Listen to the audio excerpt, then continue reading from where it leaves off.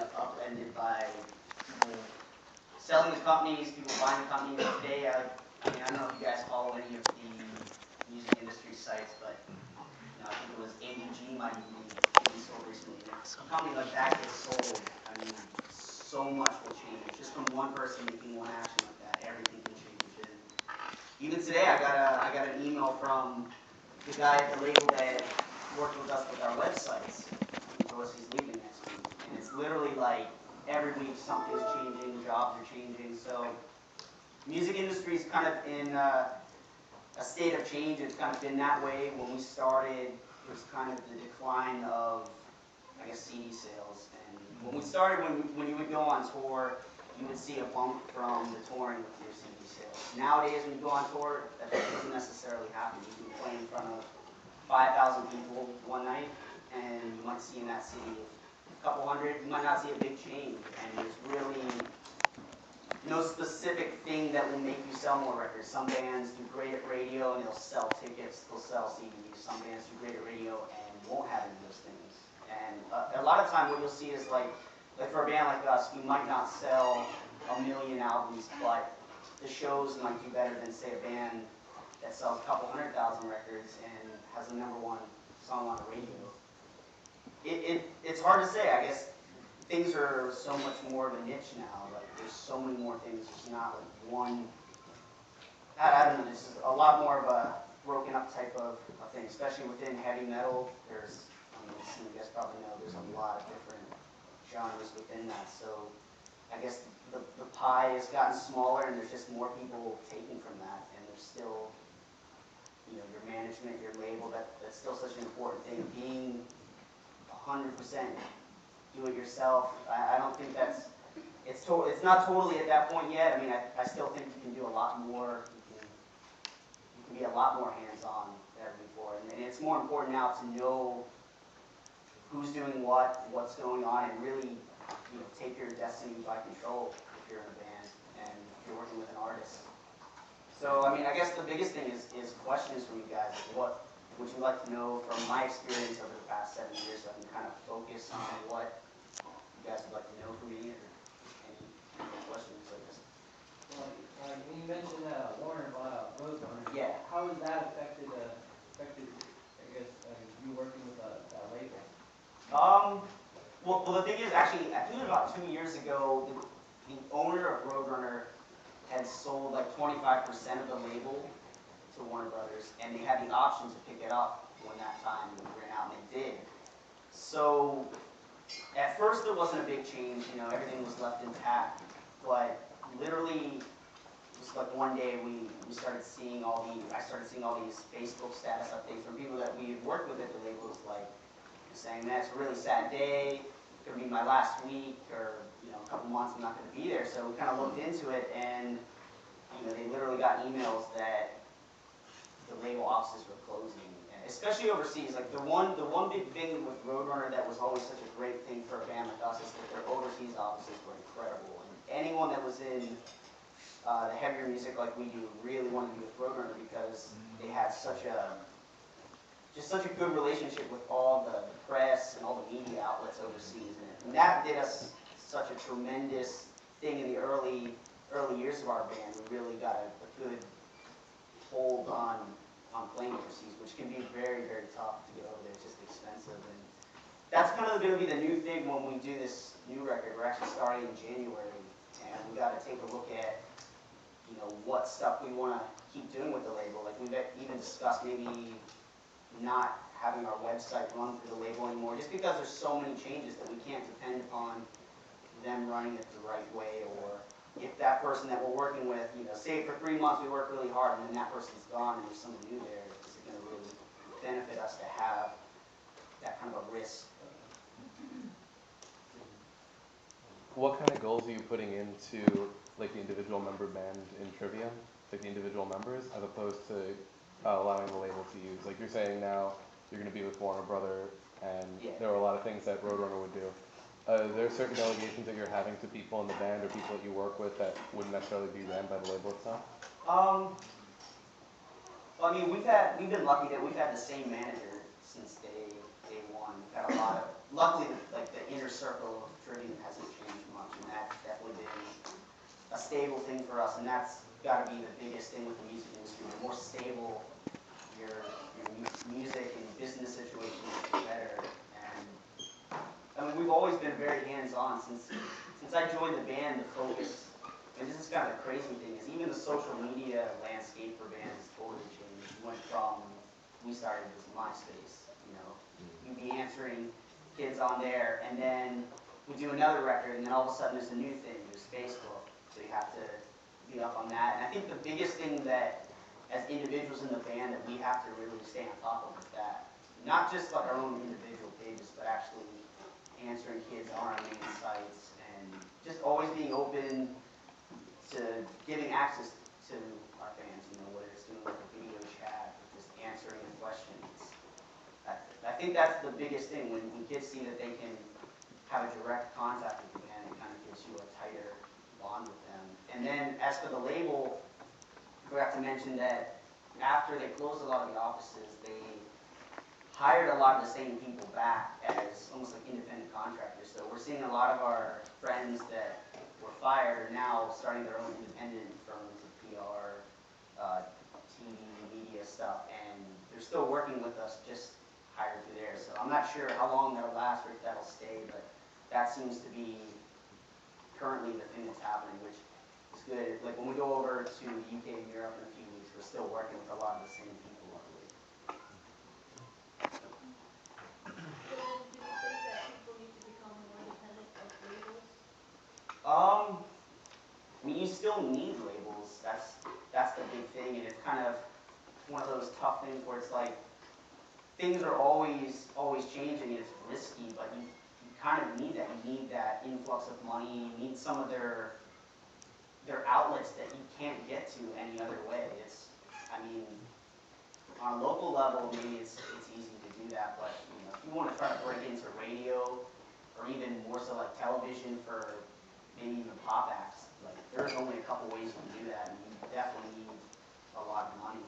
So it's tough. I mean, good example of something I just read recently, if you're familiar with Trent Reznor, sales, I mean, he's like the king of DIY, like do-it-yourself stuff. And Yeah. I think he was Interscope in 2007, and he'd been doing stuff pretty much by himself. I mean, obviously he has the money and funds to do stuff like that, but he was definitely a good poster boy for like do-it-yourself projects. And then I think for one of his newest projects, he actually signed with Columbia. And so, I mean, what that's telling me, from what he said, there's certain things that a label do that you just need. And I think for a couple people to do it by themselves, it's just a daunting task, because when you're talking about working a project overseas, you're working with totally different markets that don't follow what the U.S. does. You know, what's big here or what works here doesn't necessarily work in Japan or work in Australia. There's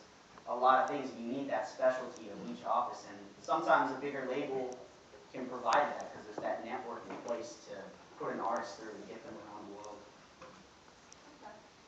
How do you feel about, I don't know, maybe I'm being a little too skeptical of things, but when you do sign with a label, don't you sometimes feel like they take, like you don't want to feel like they're puppets? Like, how would you go about not having to tend to what they want more than you keeping true to what your band actually stands for?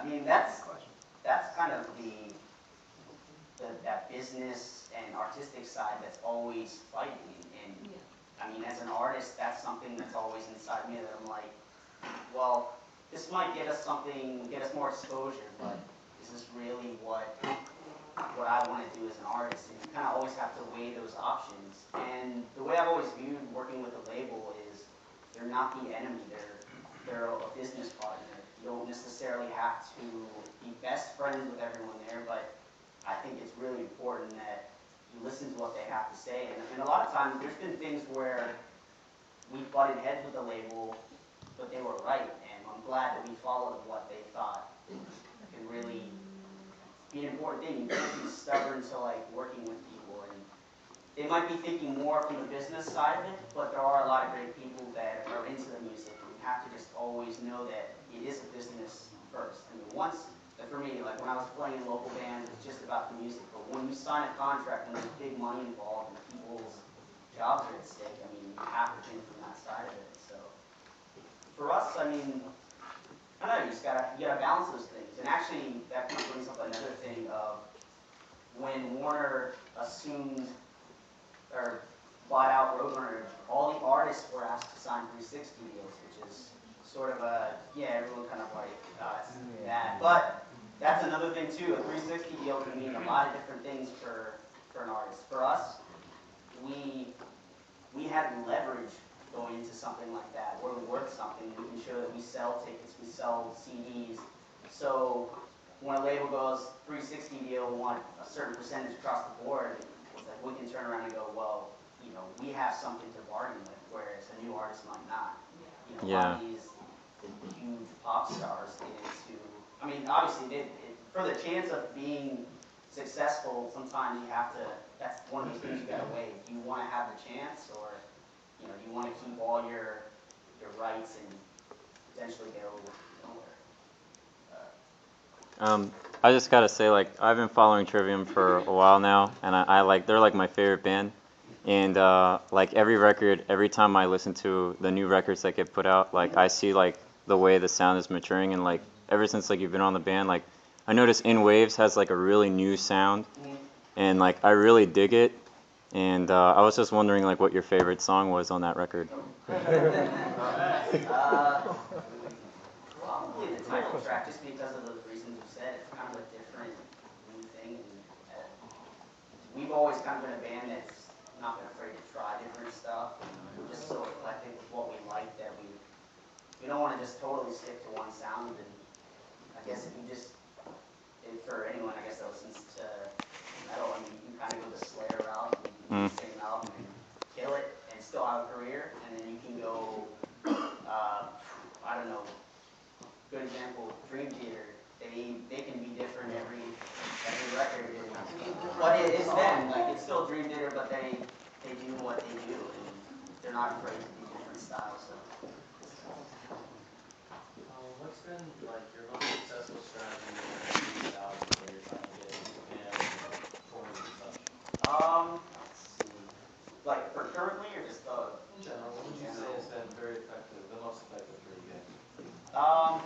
Well, I'll say just in the States, the most effective way to get to the most people is to get on a really great summer festival. Like, first one we ever did was Ozfest when it was still around. And, you know, you're playing we were on the second stage, we're rotating. Some mornings you'd be on at 9, some you'd be at 1 p.m. But you're getting in front of thousands every day. And that's when you would really see the bump go up for your CD sales if you were lucky. And have you guys played in Japan? Yeah. How was Japan? How was it? Definitely a different experience. Like, just culturally and how they appreciate music is on a whole different level. Like, some of the interviews that I've done there, they'll ask you things so specific about your instrument that you would never, ever get anywhere else in the world. They're just very into music. A lot of acts from like the 80s that were more like, I guess, shred guitar. I mean, you can still sell out arenas there, so it's a different ballgame. How does like you said there's like a delicate balance between like you as an artist and like obviously having to be more conscious of like the business, you know, making money. Does that ever like affect the creative process, and has it affected like how you guys' sound has matured over the years? Yeah, I mean, I definitely think that's every record. I mean, you want to continuously try to expand your fan base if you can. And I don't know. It's like it's that saying of like, you know, you try to write for radio, it might not work. You know, you can't guarantee that. And the thing is like for us, if we were to go and write like a pop, you know, 2.5-minute song, it may not work at radio, and then it might alienate your entire fan base. So you're always kind of, for me, I would rather, I don't know, I'd rather kind of be on the side of following what we've stayed true to, just because I think that really matters for the genre and the style that we do. I think people respect that and they'll stay with you longer. And I think maybe even to some extent like other types of music can do that as well. You're playing with fire when you try to go so commercial, and it just depends. We weren't a band that started off with that in mind. It's just naturally over time, just as we've gotten bigger and as more opportunities have come to us from being around so long, we have more things to think about. And like this album, this is probably the first time we've ever really done a lot of the radio type of stuff, and that's like a whole different world from this. And they don't even, how do you say it, like, you could be very popular in the touring metal world, and when you go to radio, you're starting again. You're a new band again, and there's a lot of things you have to do to build relationships there. And it's crazy. I mean, we're still kind of learning about that. It's just like a whole new thing for us.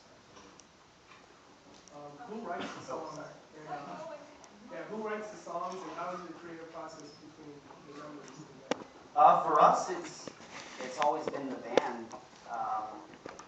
There's like 3 of us that write, like I guess the music, the guitar stuff, and we always collaborate before we go into the studio. We've never had like an outside writer, but we work with producers that are more hands-on with the writing.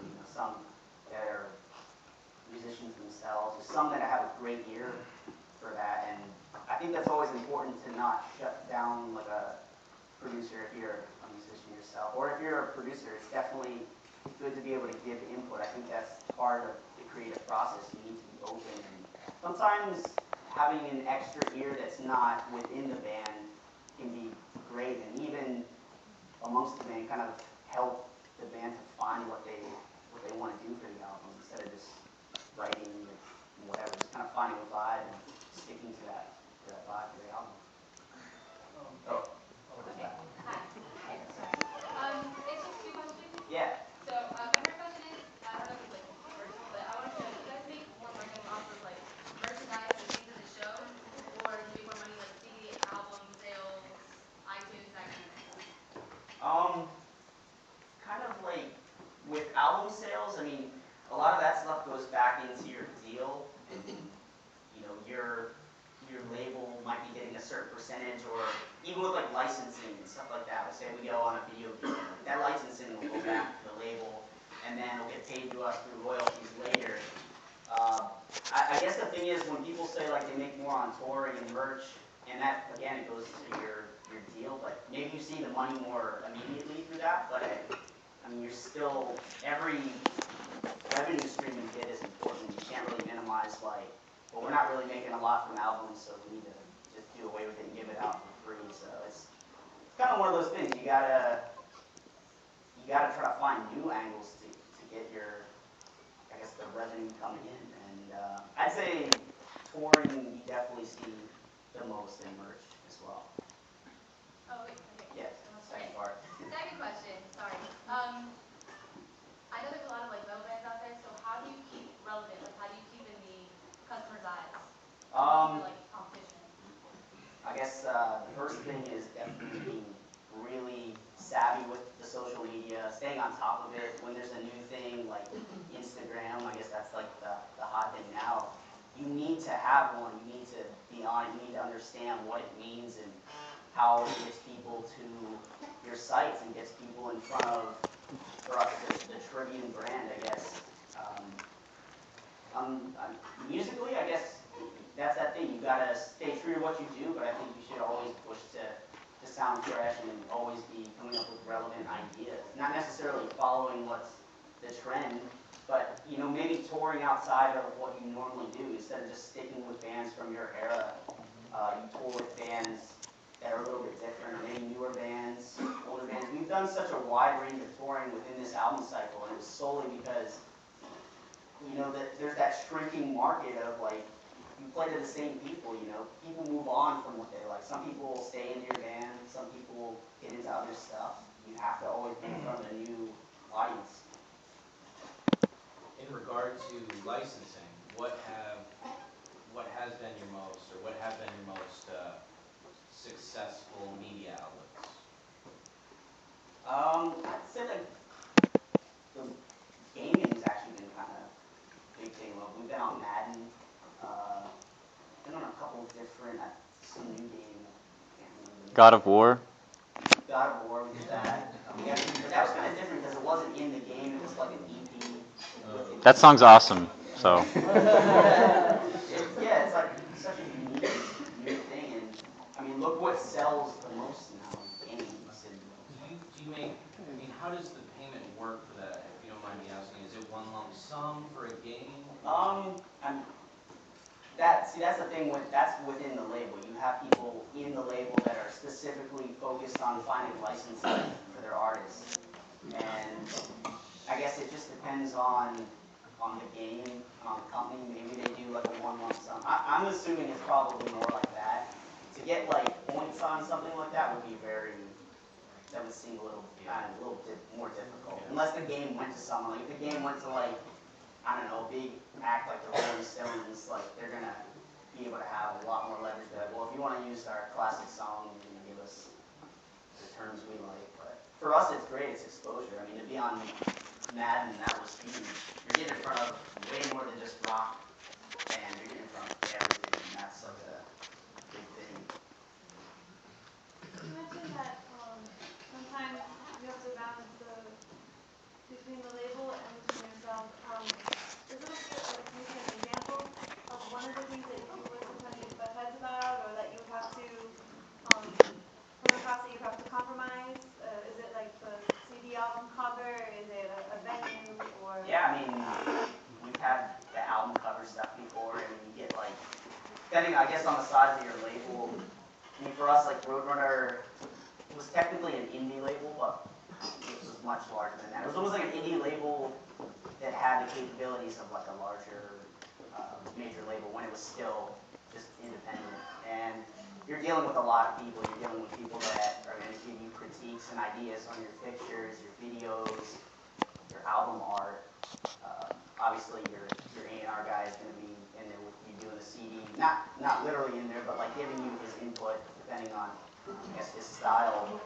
But we've had it all. We've had covers, video stuff where we butted heads and where it's come out like kind of more in our favor. Not in our, well, it's always in our favor, but like where what we wanted was what we got, or we agreed with the label, like, all right, let's go with what they're thinking. It's definitely the right way to go. But you're gonna always have that. And that's part of the business, but it's always for the greater good, I guess, of the project. Yeah. You were talking about change before.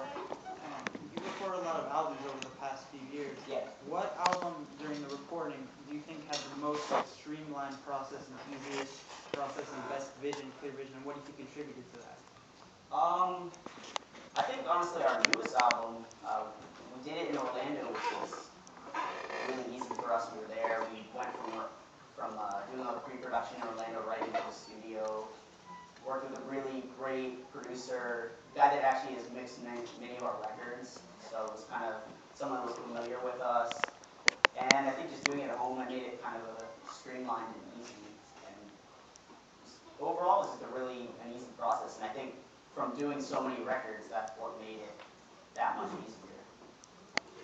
What do you find is the best way to promote you guys as a band to a new audience? Are you focused more on a Facebook thing or your own personal website or things of that nature? The easiest, I guess, thing for us is the touring and getting out and playing the shows in front of those new people. I mean, you mean like in front of what type of new audience? Like Just you want to get a large fan base. Yeah. What would you try and go out and do? I mean, that's the thing that's the easiest to get out and do is the touring. Like to say we're gonna have a radio single that's gonna blow us up to a lot of people. That's kind of, you would hope that. That's one of the angles you're gonna attack when you have like a full plan of what you're gonna do. There's definitely got to be many ways to get to those new people. But I'd say the online stuff is for a band like us, touring. That's the biggest key to getting new people. With the thought process of the big record label versus the do-it-yourself, for engineers, producers, or going to the studio, is it best, or I should say, with all your records, has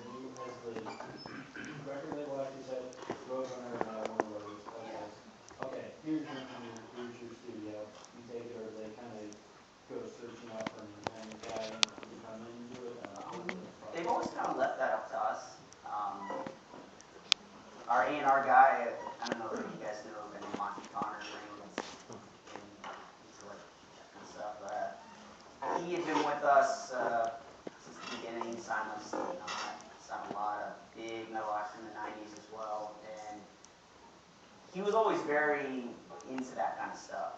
When I'm not sure that like every A&R guy that I've met in the scene of heavy metal is like that. He's very into the mixer, the master, all that kind of stuff. But he did let it kind of be our choice. Like, hey, we really want to work with this guy, or he would give us his opinion. Like, maybe this guy's better for you. I guess like the biggest outside the box choice for a producer that we worked with was a guy named Nick Raskulinich, and he was worked with Foo Fighters, Deftones. That was definitely a little bit outside of the box for us with the producer, and everyone was into it. It wasn't like a big argument or anything. We never really had that problem. Always done a lot of research on who the person we want to work with, why we want to work with them. So you kind of know, I guess, as you keep making albums, you kind of know where you want to shoot for with the producer. Kind of has to do a little with his question. Do you think that's going to change much when you go to record the new one now that Warner owns Roadrunner?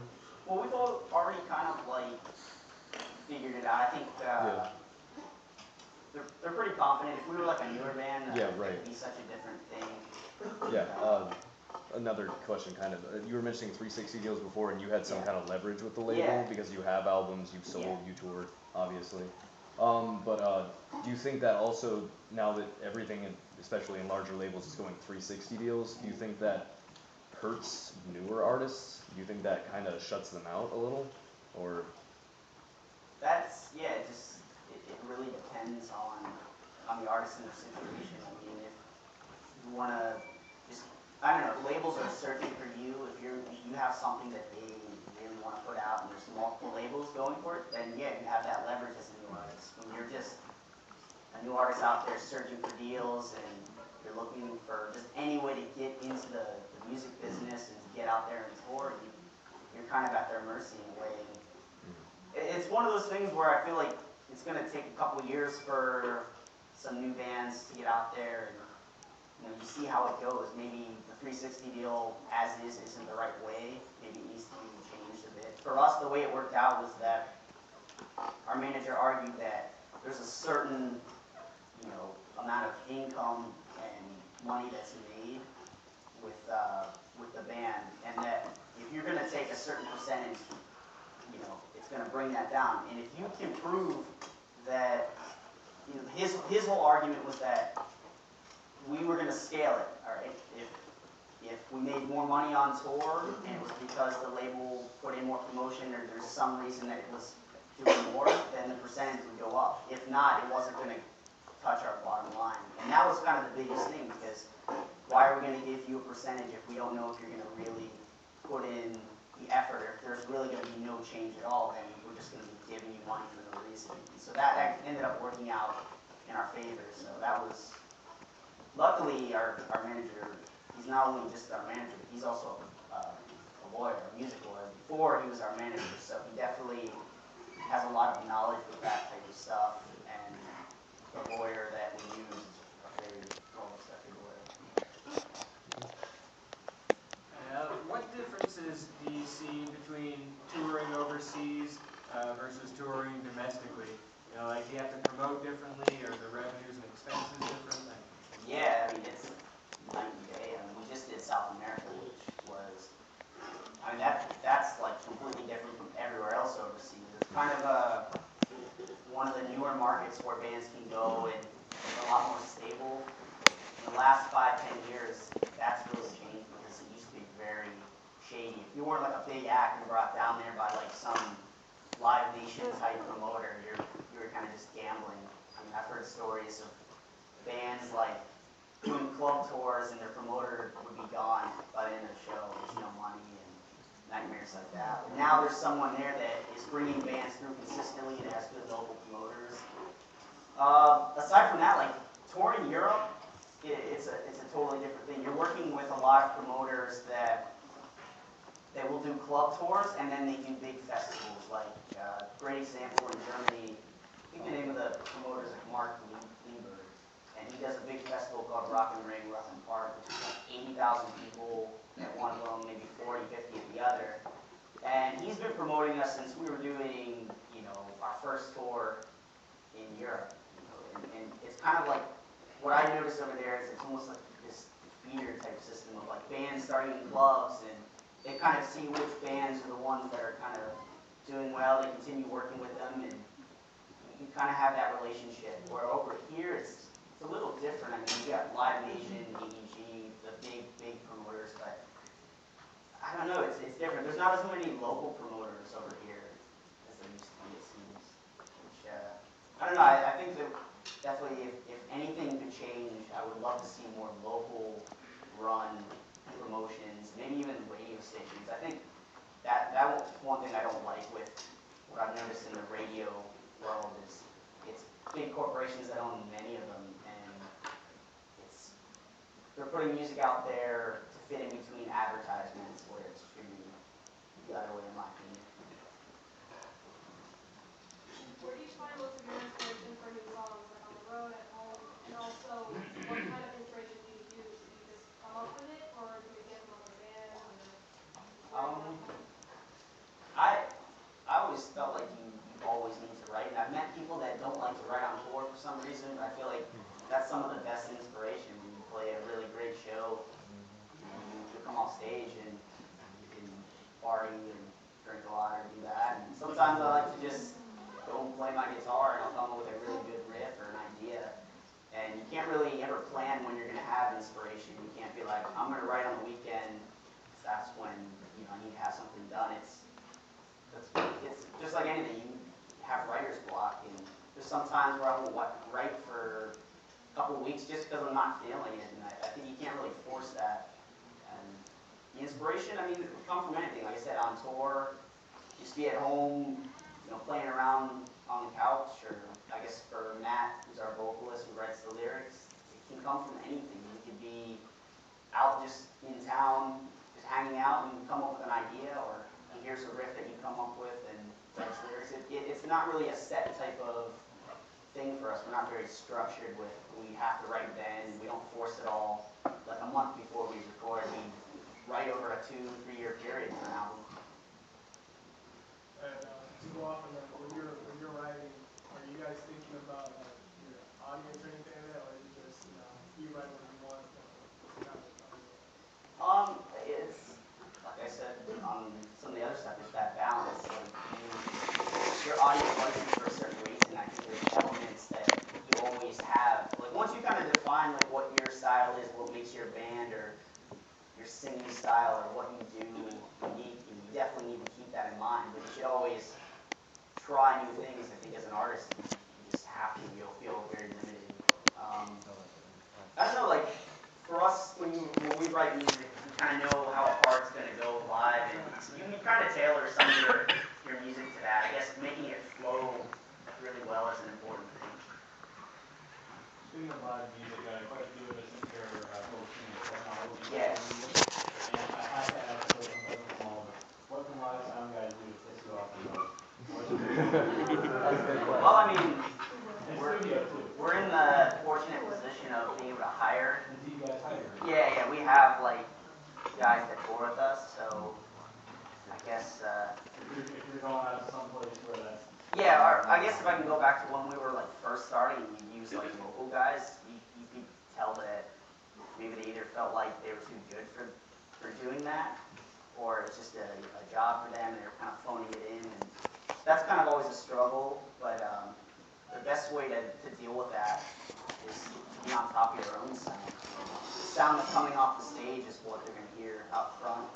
So if you got a good sound, if you kind of knowledgeable with that stuff, it's definitely good to bring that with you and not just totally dependent on a sound guy to like dial in. Be specific with them, tell them this is what we want.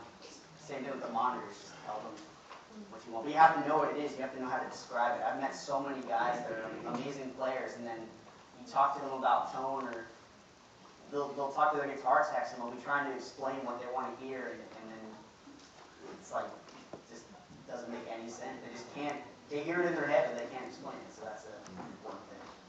And in terms of building your audience, Yeah. is there any specific marketing campaign that was especially effective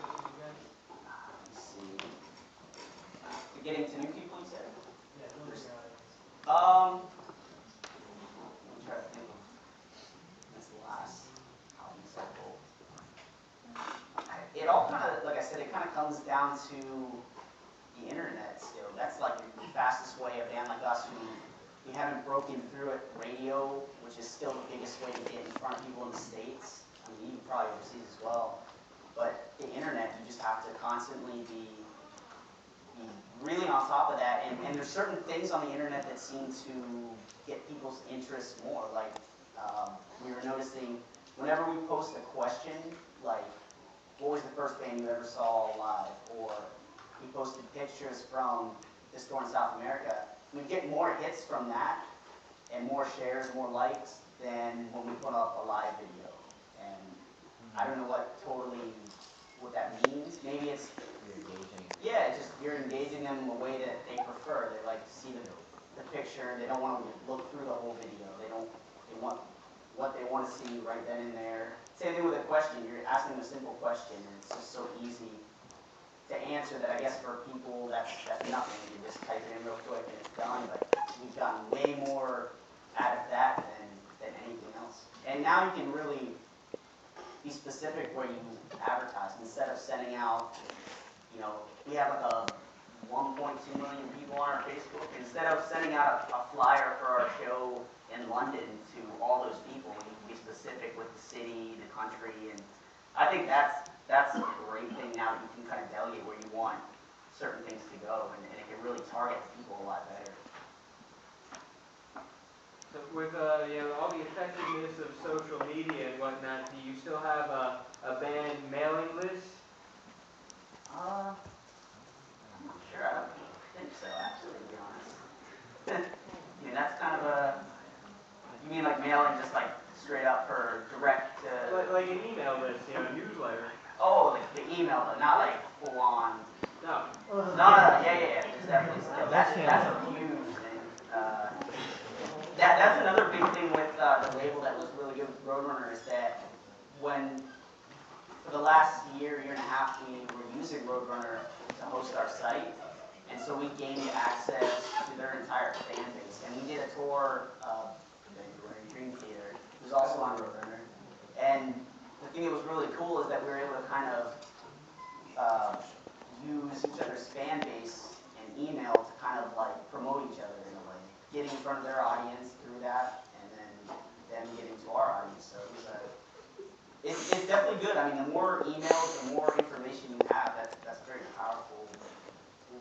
So as far as like selling records or getting people out to shows, which do you find is more effective, the Facebook and the social media, or the email? I guess it's a combination of both, and even just the promoter being really good at actually promoting the show. There's so many times, like, I think probably the most annoying thing is when you'll play the show in a town and the next day someone's like, hey, when are you coming to this town? And you're like, well, we just played there yesterday. And you think with all these powerful things, like, it could even be a friend on your Facebook, and for some reason they just totally blanked on it that you were coming there. So you gotta hit from every angle. If you can get radio promotion, that's great, but it costs a lot of money, and the average club shows aren't really gonna get that kind of promotion. I wanted to ask you about like the creative process. You're talking about how like sound matures from one album to the other.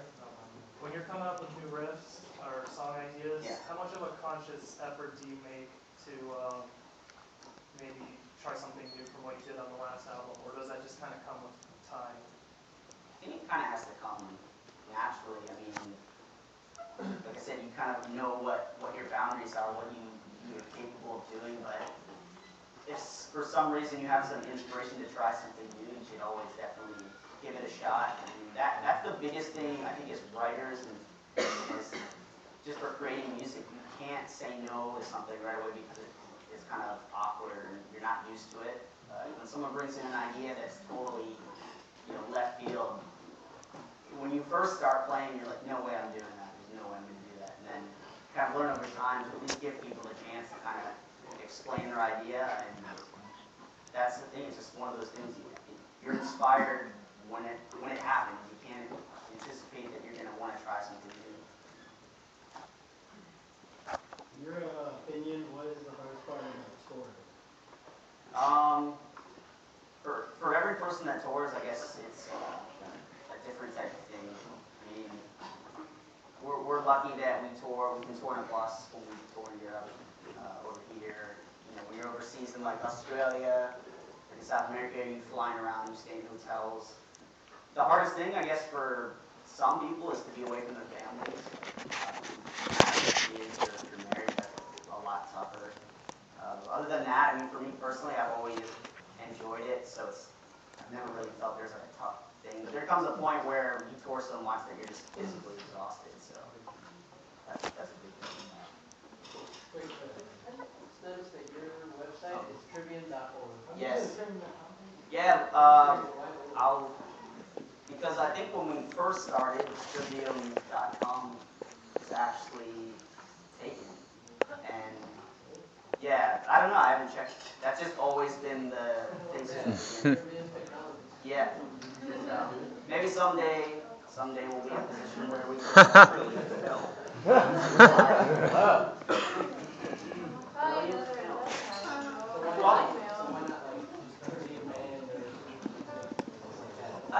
To be honest, in the beginning, it was trivium.org before I even joined. So it was, yeah, it might have been even from like when Trivium was local at that point. So from interviews that I've read from you guys over the past couple of years, you usually go into the studio with, let's say, 20 some odd songs and you knock that down. Have you ever gone into the studio, like for example, you said with the last album, it was more of a concept album. Did you go in with, hey, there's whatever, was I thinking 12 songs, we're going to record those 12, or was it still, it was a concept album, you had 20 songs and you cut it down from there?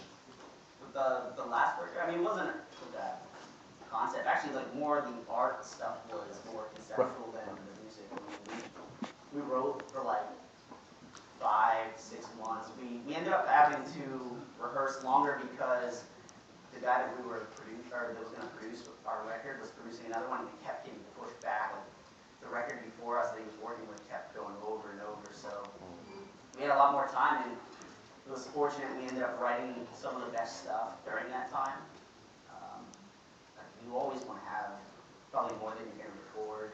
And yeah, I mean, for this next record, probably about, I think, between 15 and 20 ideas, songs, before we go into the studio time. Me? Yeah. Okay. So, like, I know a lot of musicians that are really hung up on trying to play technical and not really just kind of going with what comes easy. And, like, a really good song I think of where simple is better in the newer album is Dust Dismantled. I mean, your bass line, bum, bum, bum, bum, bum.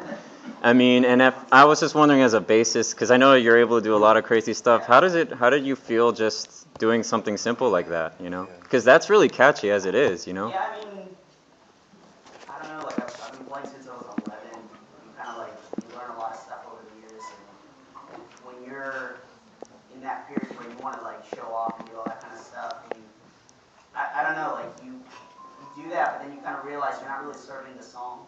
Mm. You know, I feel like I'm a fairly good bass player just from playing all those years, but